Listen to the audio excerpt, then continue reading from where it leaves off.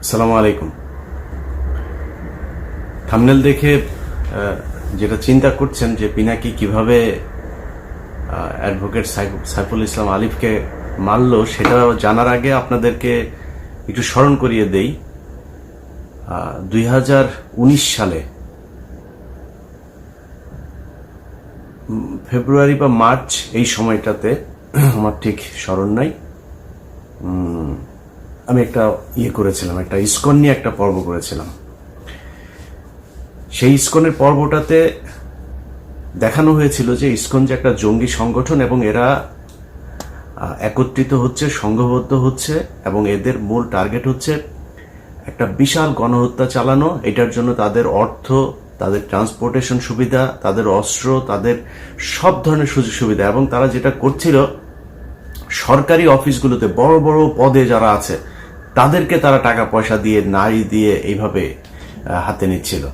যে কারণে বিভিন্ন জায়গায় যখনই কোথাও কোনো আপনার এমনকি হিন্দুদের সাথেও তাদের বিভিন্ন মন্দির দখল নিয়ে গ্যাঞ্জাম হয়েছে, সেই গ্যাঞ্জামগুলোতেও দেখা গেছে ইসকনের সংখ্যা কম, কিন্তু পুলিশ প্রশাসন সবসময় তাদের পক্ষে দাঁড়িয়েছে, যে কারণে তাদের সাথে পারা যায়নি। তো ওই সময় কিছু কিছু বিশেষজ্ঞ আছে, সেই বিশেষজ্ঞদের নাম বলতে চাই না, আর ঝামেলা বাধাইতে চাই না, কারণ 5 বছর অনেক যন্ত্রণা সহ্য করে আসছি, তো একটু শান্তিতে থাকতে চাই। হ্যাঁ, তো তারা বলেছিল ইসকন নাকি একটা তাবলিগ সংগঠনের মতো, এরা তাবলিগের মতো গান টান গায়, হ্যাঁ, এরা কৃষ্ণ ভাবনা করে, তো এটাই হচ্ছে তাদের মূল কাজ। এখন দেখেন বাংলাদেশের সবচেয়ে বিষ ফোড়া হয়ে দাঁড়িয়েছে ইসকন। আমি ইসকনের এই হত্যাকাণ্ডে ডেইলি স্টারের একটা নিউজ গতকালকে করেছে, Chinmoy followers clash with cops in Chittagong, lawyer killed. এটা হচ্ছে ডেইলি স্টারের সংবাদ। আর প্রথম আলো নিউজ করেছে, সময় নিউজ করেছে, চট্টগ্রামে আইনজীবীকে হিন্দু ভেবে হত্যা করলো দুষ্কৃতিকারীরা। বুঝছেন তো, হিন্দু ভেবে কারা হত্যা করেছে? তার মানে মুসলমানরা হত্যা করেছে। তো সমস্যাটা এইখানেই। এখনো পর্যন্ত এই গণমাধ্যমকে কিছুই করা হয় নাই, গণমাধ্যমে কিছুই হয় নাই। সময় টেলিভিশনের সাকি এখানে এখন পর্যন্ত তাদের হয়ে কাজ করে। কমল দে এখনো পর্যন্ত, এই যে নিউজের সাথেও সম্ভবত কমল দে জড়িত আছে, সে ওইখানে এই নিউজ করেছে, সময় টেলিভিশনে কালকে থেকে যাচ্ছে। এখন এটা বিচার করবে কে? আপনাদের গত 2 দিন ধরে দেখছি যে সবাই পিনাকির পেছনে লেগেছে, কারণ পিনাকি হচ্ছে ওই যে প্রথম আলোর সামনে গিয়ে গরু জবাই করেছে, এটার জন্য। পিনাকির অতীত, পিনাকি গণজাগরণ মঞ্চের সাথে ছিল, পিনাকি অনেক বাম করেছে, পিনাকি হুজুরদের বিরুদ্ধে অনেক কথা বলেছে, জামাতের বিরুদ্ধে অনেক কথা বলেছে।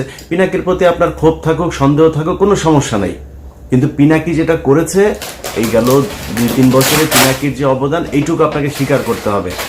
আর প্রথম আলোর সামনে যেটা করেছে, প্রথম আলোর সামনে ওই সময় ডাকা ঠিক ছিল কিনা, ওই সময় দাড়ি টুপিওয়ালা লোকজনের যাওয়া ঠিক ছিল কিনা, এত এত ডর ভয় দেখায় না, লাভ নাই। এই দেশে যেই সব এই কুকুরের ছানাগুলো সুশীল সাইজা তারপরে এইসব বলে না, এই কুকুরের ছানাগুলো এই জুলাই আগস্ট মাসে রাস্তায় নামে নাই। এরা আজকে এসে যে চেয়ারে বসছে না, এই চেয়ারে বসা লোকজন এরা এখন দেখাচ্ছে যে আইন, হ্যাঁ, পত্রিকার সামনে যা করা যাবে না, পত্রিকার সামনে এখানে নিউ ইয়র্ক টাইমস, তারপরে এখানে CNN, BBC সবকিছুর সামনেই প্রোটেস্ট করে মানুষ। তো প্রোটেস্ট করা যাবে না কিছুর জন্য? ওইখানে যা প্রথম আলোর বিরুদ্ধে কিছু বলে না, প্রথম আলোর কারোর ধরে টান দেয় নাই তো। প্রথম আলোর সামনে গিয়েছে, তারা গরু জবাই করে তারপরে মাংস খাবে, চলে যাবে। এই আন্দোলন এরকম হওয়া উচিত ছিল কি না ছিল সেটা নিয়ে আপনার অবজারভেশন থাকতে পারে, কিন্তু পিনাকি যেটা করেছে সেটা করার পরে সেই লোকগুলো গিয়েছে, তাদেরকে মারধর করা হয়েছে, মারধর করার পরে তারপরে নিয়ে আবার আটকে রাখা হয়েছে। প্রথম আলোর বিরুদ্ধে কি করা হয়েছে? ওই লোকগুলির অপরাধ কি ছিল? সেখানে গরু জবাই করতে গিয়েছে, এটা অপরাধ। কিন্তু এই প্রথম আলো এই গেল 15 বছরে অন্তত 1500 মানুষকে অন্তত তারা খুন করেছে। অন্তত এখন পর্যন্ত জেলখানায় আপনার কি কোনো অনুমান আছে কত হাজার আলেম আটক আছে? যে কয়জন আলম বের হয়েছে সেই কয়জন আলেমরা নিজেরাও এদের নামটাম বলে না, এদের ব্যাপারে আমার মনে হয় ওনাদের কোনো চিন্তা ভাবনা আছে কিনা সেটাও জানি না। আমি ইলিয়াস, আমার কথা আপনাদেরকে বলে রাখি, আমি ইলিয়াস অ্যাটর্নি জেনারেল পর্যন্ত যায় যদি একটা তদবির করি, ওনার কাছে যদি একটা উপকার চাই, উনি যদি আমাকে একটা উপকার করে, সেই উপকার দিয়ে অন্তত 20 কোটি টাকা আমি ইনকাম করতে পারি। আমি ইলিয়াস করি না। অ্যাটর্নি জেনারেলের কাছে যায় জিজ্ঞেস করেন, যতবার তাকে ফোন করেছি এই রাষ্ট্রের জন্য ফোন করেছি, এই আলেমদের ছাড়ানোর জন্য ফোন করেছি, বাবুল আক্তারের কথা বলেছি, বিডিআর এর হত্যাকাণ্ডে যারা আছে তাদের কথা বলেছি, কোনোদিন পার্সোনাল কোনো ইন্টারেস্ট নিয়ে তার কাছে যায়নি। জিজ্ঞেস করেন যায়। তো উনি আইনের ভেতরে থেকে যতটুকু সম্ভব হয়েছে, কিন্তু আলেম যারা আছেন আপনারা তো তাদের সাথে জেল খেটে এসছেন, দেখেন নাই তাদের কি অপরাধ। আসিফ নজরুল বলে যে এই ডিজিটাল নিরাপত্তা আইন, সে আমাকে ওই দিন ফোন করে বলছে যে আপনার এখন সমস্যা কি, আপনি চলে আসেন, আপনার শুনলাম পাসপোর্ট নিয়ে সমস্যা। আরে আসিফ নজরুল, আপনি আমার পাসপোর্ট নিয়ে উনি দেখবেন। আরে আসিফ নজরুল ভাই, আপনি আমার পাসপোর্ট নিয়ে দেখবেন, আপনি এসবি রে বলেন না, পাসপোর্ট অফিসে বলেন না, ওদের যদি বাপের ক্ষমতা থাকে আমার পাসপোর্ট আটকায় রাখতো, ওদের বললেন ক্ষমতা থাকে, উনি আমাকে এই হেল্প করতে চায়। আপনার কাছে এই হেল্প চাই না তো ভাই, আপনার কাছে জীবনে কোনোদিন কোনো পার্সোনাল ইন্টারেস্ট নিয়ে জীবনে ইলিয়াস যাবে না। কিন্তু আপনি এই যে আলেমরা এখন পর্যন্ত আটকে আছে, ডিজিটাল সিকিউরিটি অ্যাক্টে অনেক আলেম আটক আছে, আপনার সেখানে ভূমিকা কি, আপনার পদক্ষেপ কি, আসলে কি কিছু নেওয়া হচ্ছে? কিছুই নেওয়া হচ্ছে না। এখন বালের এক আইন দেখাচ্ছে, ওইখানে প্রথম আলোর সামনে যাওয়া যাবে না, ডেইলি স্টারের সামনে যাওয়া যাবে না, কালবেলার সামনে যাওয়া যাবে না, হাজার হাজার পুলিশ আর্মি যায় সেখানে ভরে। আরে বেটা, তুই যে চেয়ারে বসছিস ওই চেয়ারটাই তো জোর করে দখল করে শেখ হাসিনা কি তোরে কি ওইখানে বসাইছে? তুই নির্বাচন করে আসছিস, তুই কোন সংবিধানের কোন ধারায় তুই এই চেয়ারে বসছিস? তুই এখন ঈদ আইন দেখাস। এই দেশ বিপ্লবের মধ্যে আছে, বিপ্লব করে আদায় করতে হবে। গতকালকে সাইফুল ইসলাম আলিফকে সেখানে খুন করা হইলো, গোয়েন্দা সংস্থা কি বাল ফালাইছে সেই জায়গায়। এই যে 33 আপনার ডিভিশনের যে জিওসি, এই যে এখন জাহাঙ্গীর আলম ডিজিএফ এর চিফ, তার এখন তার কাজ কি, সে কি করছে? আসামিরা বাংলাদেশের ভেতরে এখন পর্যন্ত আছে, সে ধরছে না কেন? হত্যা মামলার আসামিরা ঘুরে বেড়ায়, তাদেরকে ধরা হয় না। কাজ কি আর্মির, সেনাবাহিনীর, গোয়েন্দা সংস্থার কাজটা কি? সাইফুল ইসলাম যে বের হলে ওকে মারবে জানে না? সামনেই তো ওরা ত্রিশূল নিয়ে দাঁড়ায় ছিল, এই খবর সেনাবাহিনীর কাছে ছিল না, মারলেন না কেন? পিনাকি যায় সেটা মারাইছে, তাইলে পিনাকির যেহেতু দোষ, তো পিনাকি এখানে প্রথম আলোর সামনে বিশাল ঘটনা ঘটলো, ওইটাও পিনাকি দোষ করছে, এই জন্য এটা ঘটছে। যারা এই 2 দিন সুশীল বাক্য ছাড়লেন তারা এটা ঠেকাইতে পারেন নাই কেন? যেই দিনের ঘটনা, যেদিন ঘটনা এই পিনাকির ওই ঘটনার পরে 5 জনকে ধরে নিয়ে গেল তেজগাঁও থানায়, সারা রাত তাদের বলা হলো সকালে ছেড়ে দিবে, সকালে বলছে যে তাদেরকে করে দিবে। আমি ওইখানে 3.5 ঘন্টা লাইনে ছিলাম। আমি বলেছিলাম যে তাদেরকে যতক্ষণ না ছাড়াবো, এটার জন্য যত খারাপ পরিস্থিতি তৈরি করার প্রয়োজন হয় সেটা করা হবে। তাহলে যদি নাকি না ছাড়তো তাহলে সেটা হইতো। তো ছাড়তে দেরি করলেন কেন? 3.5 ঘন্টা কেন আমার বসায় রাখলেন? 3.5 ঘন্টা পরে যায়, তারপরে ডিসি এসে সেটাকে সেই 5 জনকে ছাড়লেন। তার আগেই তো ছাড়তে পারতেন। এখন আপনারা চিন্তা করেন যে দেশের অবস্থা এই হয়ে যাবে, সেই হয়ে যাবে, তৃতীয় পক্ষ এখানে সুবিধা নেবে। তো তৃতীয় পক্ষ সুবিধা নিবে, ওই দিনই তো 3টা কলেজের মধ্যে মারামারি। সে কলেজের ওগুলি গোয়েন্দা সংস্থা ঠেকাইতে পারে নাই কেন? সেগুলো ঠেকানো উচিত ছিল না? ইসকন এখনো পর্যন্ত যেগুলো করে, ইসকনের লোকজনদের ধরেন না কেন? এই যখন আমি এই ভিডিও বানাচ্ছি বাংলাদেশ সময় গভীর রাত, এই সময় পর্যন্ত শুনলাম যে তারা বিভিন্ন পাহাড় টাহাড় বিভিন্ন জায়গায় ইসকনের লোকজন জড়ো হয়ে তারা সমাবেশ করছে, তারা কিভাবে মুসলমানদের উপরে হামলা করা যাবে এইসব নিয়ে ঐক্যবদ্ধ হচ্ছে। তো এটা তো গোয়েন্দা সংস্থার কাজ, কিছু করছেন কি আপনারা? এখন প্রথম আলো, ডেইলি স্টার আর হচ্ছে গিয়া এই এইটা হচ্ছে বাংলাদেশের সবচাইতে সেন্সিটিভ জায়গা।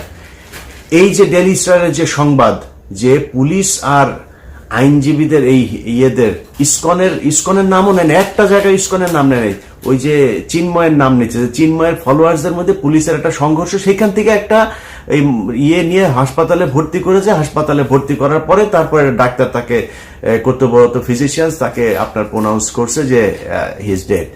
এখন এর বাইরে কোনো তথ্য তারা জানে না, তারা এইভাবে একটা মিস ইনফরমেশন মানুষের মধ্যে ছড়াই দিল।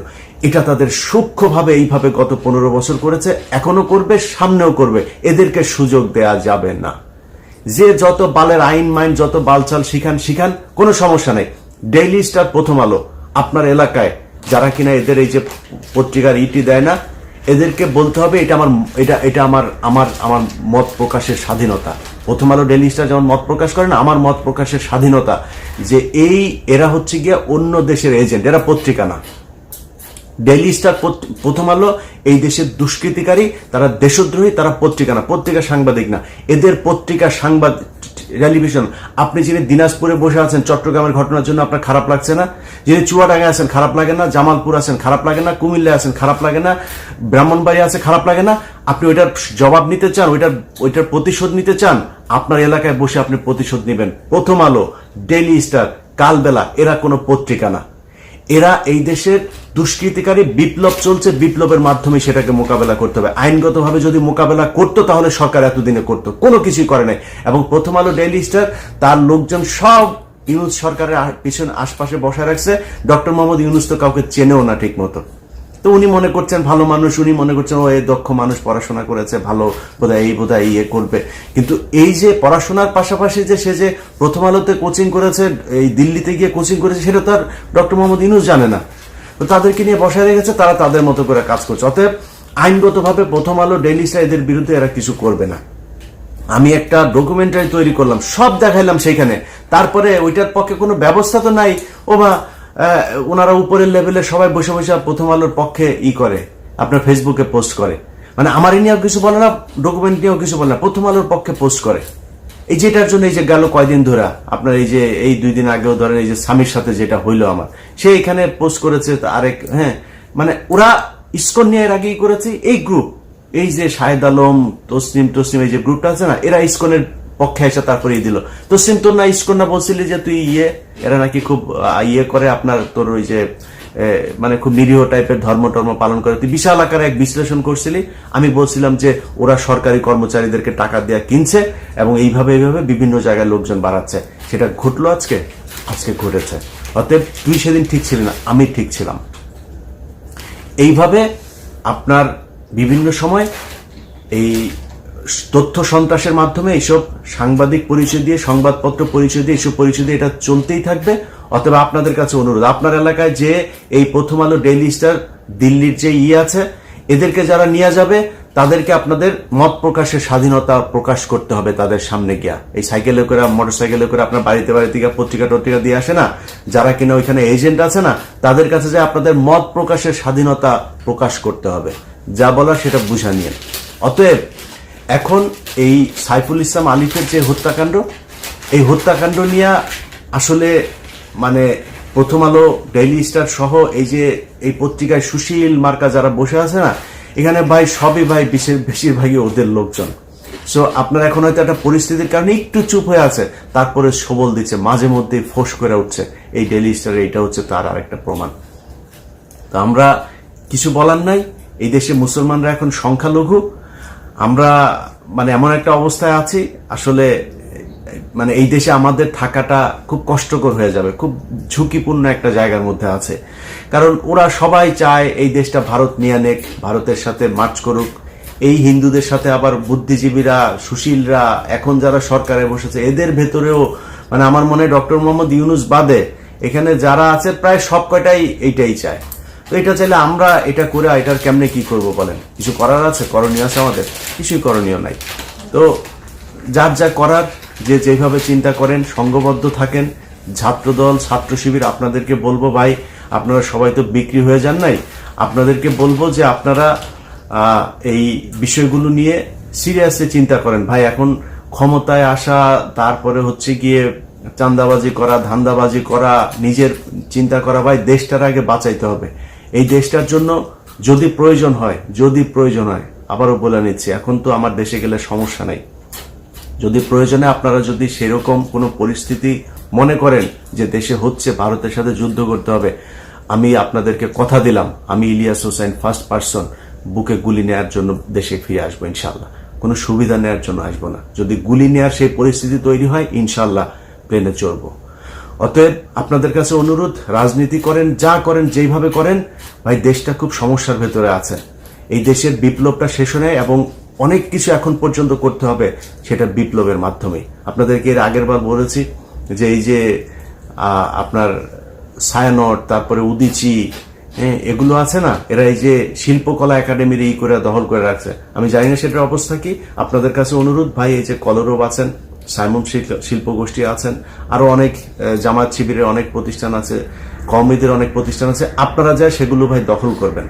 আপনাদের নাটক চলবে, আপনাদের গান চলবে, আপনারা সিনেমা বানাবেন, এগুলো চলবে। সো তারা যদি করতে যায় তারা তাদের মতো করুক, আপনাদের সময় দিয়ে তারপরে তাদের করতে হবে। শুধু তারা সেটা দখল করে রাখবে, এটা হবে না।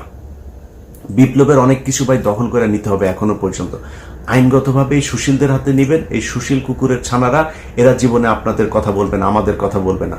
যারা জীবন দিয়েছে তারা এই সুশীল না, তারা এখানে কোনো চেয়ারও পায় নাই, তারা কিছুই পায় নাই। একমাত্র এই নাহিদ আর আসিফ দুইজন এখানে আছে, দুইজন তারপরে খুবই সংখ্যালঘু প্রজাতির হয়ে আছেন। আসিফ যেসব কথাবার্তা বলেন সেসব কথাবার্তা বলার পরে তাকে আবার নানানভাবে থ্রেট দেওয়া হয়, এটা বলা যাবে না, ওইটা বলা যাবে না।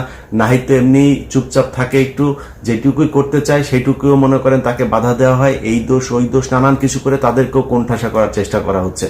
তো বিপ্লবের যেই মানে চরিত্র সেটা আসলে সরকার ধারণ করে না, যে কারণে এখনো বাইরে থেকে ফোর্সগুলি আপনাদেরকে ভাই এই বিপ্লবের সমাপ্তিটা করতে হবে, পরবর্তী যা করা সেটা করতে হবে। সবাই ভালো থাকবেন, আল্লাহ হাফেজ।